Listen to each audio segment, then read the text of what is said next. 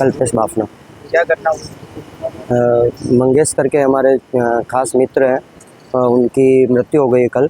But वो कैसे हुआ हमको अब तक क्लियरिफिकेशन नहीं मिला है। नवमंगल सोसाइटी है सेटेलाइट में, उसके नीचे उनकी बॉडी मिली है। हमको 6 बजे जैसा कॉल आया था कि मंगेश भाई को ऐसा कुछ हो गया है, आप लोग देख लो। तो हम लोग गए तो बॉडी थी उनकी वहाँ, और कोई सोसाइटी वाला जिस साइड पे वो काम कर रहे थे वो साइड का ओनर तक वहाँ नहीं था। और वो ऐसा कुछ कर सके ऐसा इंसान था ही भी नहीं। बहुत सहन शक्ति वाला इंसान था, उनको ऐसा कोई दिक्कत भी नहीं थी कि वो कोई गलत कदम उठाए।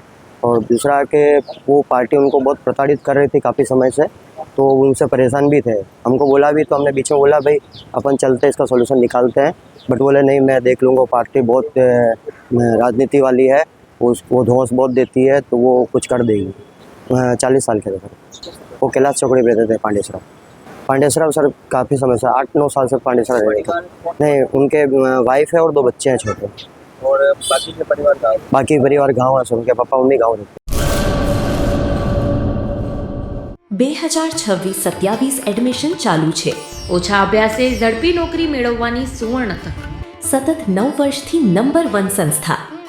અનેક વિદ્યાર્થીઓ સરકારી નોકરી મેળવી ચૂક્યા છે। ફાયર સેફટી કોર્સની થિયરી અને પ્રેક્ટિકલ તાલીમ સચોટ રીતે આપતી એકેડમી એટલે Gujarat industrial fire and safety academy. પ્રવેશ લાયકાત ધોરણ 10 થી 12 પાસ।